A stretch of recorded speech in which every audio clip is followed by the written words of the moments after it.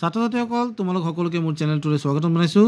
আজিৰ ভিডিঅ'টোত আমি 2024 বৰ্ষৰ নেশ্যনেল মিনছ কাম মেৰিট স্কলাৰশ্বিপ এক্সামিনেশ্যনৰ এখন প্ৰশ্নকাকত আলোচনা কৰিম। সম্পূৰ্ণ প্ৰশ্নকাকত আলোচনা কৰিব নোৱাৰোঁ যদিও যিখিনিয়ে পাৰোঁ সেইখিনি তোমালোকে ভালদৰে চাবা। তোমালোকৰ আগন্তুক পৰীক্ষাত ইয়াৰ পৰা প্ৰশ্ন অহাৰ সম্ভাৱনা আছে, গতিকে এই প্ৰশ্নখিনি চাই ল'বা। এনেধৰণৰ প্ৰশ্নই তোমালোকৰ পৰীক্ষাত আহিব।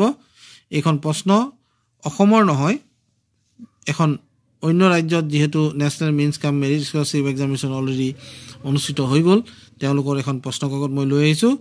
চাই যাবা আৰু শিকি যাবা।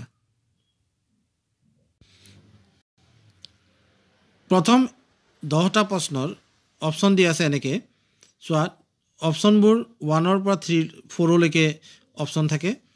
তোমালোকে জানাই, হয়তো আমাৰ ABCD থাকিব পাৰে, কিন্তু ইয়াত অপশ্যনবোৰ দিয়া আছে 1 2 3 4। এই 4টাৰ ভিতৰত এটা শুদ্ধ উত্তৰ আমি উলিয়াব লাগিব। প্ৰথমতে আমি প্ৰশ্নটো কৰাৰ আগতে নিৰ্দেশনাসমূহ চাই ল'ব লাগে। In this equations there are equations that have become wrong due to incorrect order of science.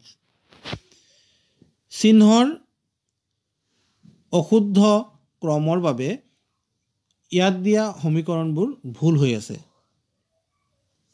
আমি আমাৰ প্ৰদত্ত বিকল্পসমূহৰ পৰা শুদ্ধ বিকল্পটো উলিয়াব লাগে, যিটো বিকল্পৰ মতে চিহ্নবোৰ বহুৱাই দিলে সমীকৰণটো শুদ্ধ হৈ যায়। এতিয়া ইয়াত চোৱা কি কৰিছে। 125, 25, 5 আৰু দিয়া আছে 59। এই 4টা সংখ্যাৰ সহায়ত এটা সমীকৰণ গঠন হ'ব। আমাক দি থোৱা সমীকৰণটো কিন্তু ভুল হৈ আছে বুলি অলৰেডি কুৱেশ্যনত কোৱাই আছে। তো আমি ইয়াত কি ধৰণে চিহ্ন দিলে, কি ধৰণে চাইন বহুৱালে আমাৰ সমীকৰণটো শুদ্ধ হ'ব সেইটো উলিয়াব লাগে। চোৱা, মই ইয়াত 125 আৰু 25ৰ সম্পৰ্কটো লৈছোঁ হৰণ। 125ক যদি 25ৰে হৰণ কৰোঁ তেতিয়া আমি উত্তৰটো পাম 5। আৰু ইয়াত আমাৰ দিয়া আছে 54। চোৱা, 125 হৰণ 25 মাজত আছে কি 54, গতিকে আমি ইয়াত প্লাছ দি দিওঁ। যদি ইয়াত প্লাছ কৰি দিওঁ তেতিয়া কি হ'ব, 54 + 5 সমান হৈ যাব 59। তাৰমানে সমীকৰণটো আচলতে হ'ব লাগিছিল এনেকুৱা: 125 হৰণ 25 + 54 সমান 59। অৰ্থাৎ ক্ৰমটো হ'ব লাগে, চিহ্নবোৰ এনেকৈ থাকিব লাগিছিলে। প্ৰথমে থাকিব লাগিছিলে হৰণ, তাৰপিছত থাকিব লাগিছিল যোগ, তাৰপিছত থাকিব লাগিছিল সমান চিন। তেতিয়া ই সমীকৰণ গঠন কৰিলে হয়, শুদ্ধ সমীকৰণ গঠন হ'ল হয়। আৰু এই অপশ্যনটো আমি বিচাৰি উলিয়াব লাগে। এই 4টা বিকল্পৰ ভিতৰত কোনটোত এই অপশ্যনটো আছে সেইটোৱে হ'ব আমাৰ শুদ্ধ বিকল্প। চোৱা, আমাৰ শুদ্ধ বিকল্পটো দিয়া আছে অপশ্যন 4ত, গতিকে আমাৰ এনচাৰটো হৈ যাব divide plus and equal sign. এই অপশ্যনটো হ'ব ইয়াৰ শুদ্ধ উত্তৰ। নেক্সট প্ৰশ্নটো চোৱা, 2 নম্বৰ প্ৰশ্ন। ইয়াত দিয়া আছে 52, তাৰপিছত আছে 20 আৰু দিয়া আছে 1380। এতিয়া যদি আমি 52ৰ লগত পূৰণ কৰোঁ 20, তেতিয়া আমি পাম 1040। 13ৰ লগত যদি আমি 80 পূৰণ কৰোঁ তেতিয়া পাই যাম 1040। এতিয়া তোমালোকে চোৱা, 52 × 20 1040, 13 × 80 1040 হয়। গতিকে আমি এনেকৈ সমীকৰণ এটা গঠন কৰিব পাৰোঁ নেকি?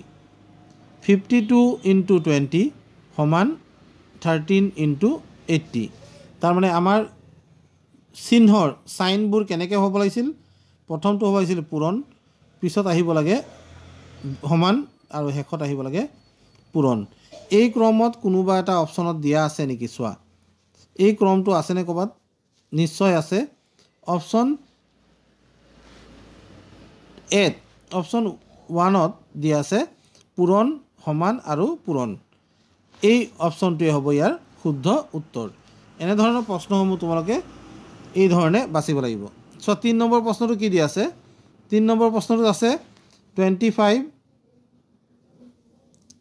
পিছত আকৌ 25 আছে, আকৌ 25 আছে আৰু শেষত আছে 26 ইয়াত আমি কি অপশ্যন ল'ম আমি এনেকুৱা কৰিব পাৰোঁ নেকি বাৰু 25 হৰণ 25 প্লাছ 25 সমান 26 প্ৰথমতে মই হৰণ ল'লোঁ পিছত যোগ ল'লোঁ তাৰ পিছত সমান চিন দিছোঁ তাৰমানে 25 হৰণ 25 আমি পাই গ'লোঁ 1 যোগ 25 আমি পাই গ'লোঁ 26 তো আমাৰ শুদ্ধ ক্ৰমটো হ'ব কি শুদ্ধ ক্ৰমটো আহিব হৰণ আহিব প্ৰথমতে হৰণ আহিল তাৰ পিছত আহি গ'ল যোগ আৰু শেষত আহিব সমান চিন তো আমাৰ সমীকৰণটো এনেকুৱা গঠন হ'ব চোৱা আমি দেখুৱাই দিওঁ সমীকৰণটো এনেকুৱা গঠন হ'ব 25 divided by 25 plus 25 equals to 26 এইটো হ'ব আমাৰ সমীকৰণ আৰু শুদ্ধ অপশ্যনটো হ'ব অপশ্যন 4 এই ধৰণে আমি উত্তৰবোৰ কৰিব লাগিব নেক্সট প্ৰশ্নটোলৈ যাওঁ নেক্সট প্ৰশ্নটোত দিয়া আছে আৰু এটা এনেকুৱা সমীকৰণ যিটো ভুল হৈ আছে যদিও আমি ইয়াক শুদ্ধ অপশ্যনটোৰ পৰা উলিয়াই আনিব লাগিব 4 নম্বৰ প্ৰশ্নটোত 43 মাইনাছ 38 আছে মাইনাছটো আমি চাব নালাগে এতিয়া 38 আছে তাৰপিছত 27 আছে আৰু শেষত কি আছে 3 আছে এতিয়া কথাটো হ'ল 43 লগত কি কাম কৰিম 38ৰ 43 লগত আমি কি কৰিলে আমি এনেকুৱা এই সংখ্যাবোৰৰ মাজত এটা সমীকৰণ গঠন কৰিব পাৰোঁ এনেকুৱা কি কৰিলে হ'ব 43 আমি ইয়াত সমান চিন দি দিওঁ ইয়াত আমি 27 হৰণ দি দিওঁ 3 ইয়াত যোগ দি দিওঁ চাওঁচোন কি হয় প্ৰথমতে আমি চাওঁ 27ক যদি আমি 3ৰে হৰণ কৰোঁ তেতিয়া আমি পাম 9 9ৰ লগত যদি আমি 38 যোগ কৰোঁ তেতিয়া আমি পাই যাম 47 আমাক দিয়া আছে 43 গতিকে আমাৰ সেইটো উত্তৰ হ'ব নোৱাৰে নেক্সট আমি আকৌ চাওঁ কি কৰিলে আমি উত্তৰ পাম এনেকুৱা কিবা কৰিব পাৰি নেকি চাওঁ ইয়াত প্লাছ আছিল ইয়াত প্লাছ নিদিওঁ ইয়াত 38 আছে লিখি লওঁ তাৰপিছত ইয়াত হৰণ দিছিলোঁ হৰণটো আমাক নালাগে এতিয়া 43 এনচাৰ ওলাব লাগে এতিয়া 43 এনচাৰ ওলাবৰ কাৰণে মই কি কৰোঁ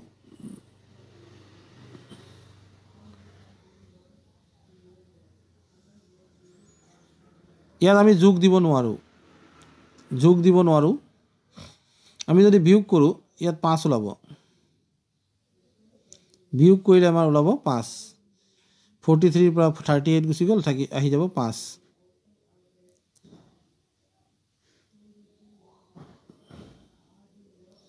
আৰু ইয়াত যদি আমি বহুৱাবলৈ যাওঁ কি বহুৱাম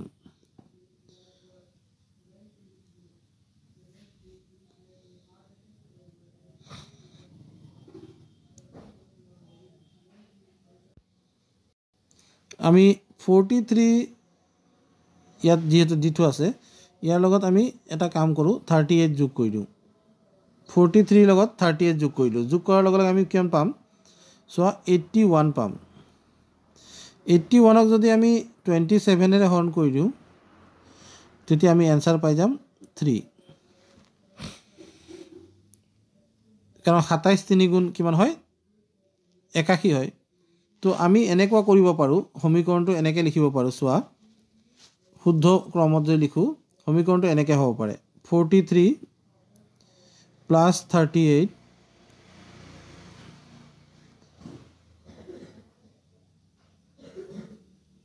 ডিভাইড 27 ইকুৱেলছ টু 3 এতিয়া কথাটো হ'ল যে আমি যদি এনেকৈ লিখোঁ লিখিলে কিন্তু শুদ্ধ উত্তৰ অংকৰ হিচাপত নোলাব আমি ইয়াত ব্ৰেকেট এটা দিব লাগিব ইয়াত ব্ৰেকেট দি তাৰপিছত আমি ক্ৰমটো সজাব লাগিব 43 plus 38 divided by 27 equals to 3 এই অপশ্যনটো আমি আছেনে নাই চাওঁ প্লাছ ডিভাইড আৰু ইকুৱেল এই অপশ্যনটো ইয়াত কিন্তু নাই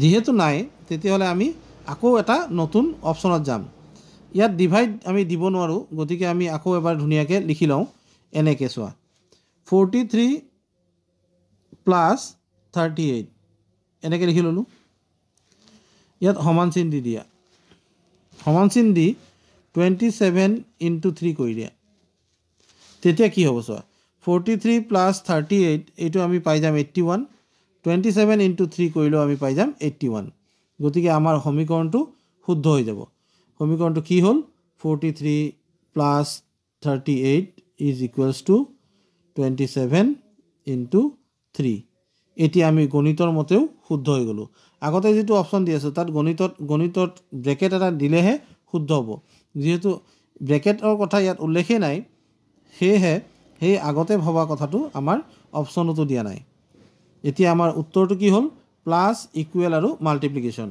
প্লাছ ইকুৱেল আৰু মাল্টিপ্লিকেশ্যন আমাৰ কোনটো অপশ্যনত আছে আমি চাই ল'ব লাগিব চাই লৈ উত্তৰটো কৰিব প্লাছ ইকুৱেল আৰু মাল্টিপ্লিকেশ্যন অপশ্যন 3 দিয়া আছে 3 নম্বৰ অপশ্যনটোৱে হ'ব ইয়াৰ শুদ্ধ উত্তৰ তো ছাত্ৰ ছাত্ৰীসকল এইটো আছিল 4 নম্বৰ প্ৰশ্নৰ উত্তৰ নেক্সট প্ৰশ্ন আমি চাওঁ নেক্সট প্ৰশ্ন মই নিজে কৰি দিলে তোমালোকে হয়তো সহজতে বুজি পাই যাবা কিন্তু কথাটো হ'ল যে তোমালোকে নিজে ওলাব পৰা নাই 4 নম্বৰ প্ৰশ্ন মই কৰিলোঁ 5 নম্বৰলৈকে মই কৰি দিওঁ তোমালোকে এই প্ৰশ্নসমূহ 10লৈকে যিকেইটা প্ৰশ্ন আছে সেই প্ৰশ্নখিনি নিজে ট্ৰাই কৰিবা কৰিব পাৰা নে নোৱাৰা এতিয়া মই আহোঁ 5 নম্বৰ প্ৰশ্ন 5 নম্বৰটোৱে মোৰ লাষ্ট প্ৰশ্ন হ'ব বাকী তলত যিখিনি আছে 6 7 8 9 10 এই প্ৰশ্নখিনি তোমালোকে বহিত লিখি ল'বা আৰু ইয়াৰ শুদ্ধ উত্তৰটো ওলাবলৈ চেষ্টা কৰিবা তেতিয়াহে তোমালোকৰ মনত থাকি যাব নেক্সট 5 নম্বৰটোত চোৱা কি আছে 24 আছে মই লিখি লওঁ 24 তাৰপিছত আছে 15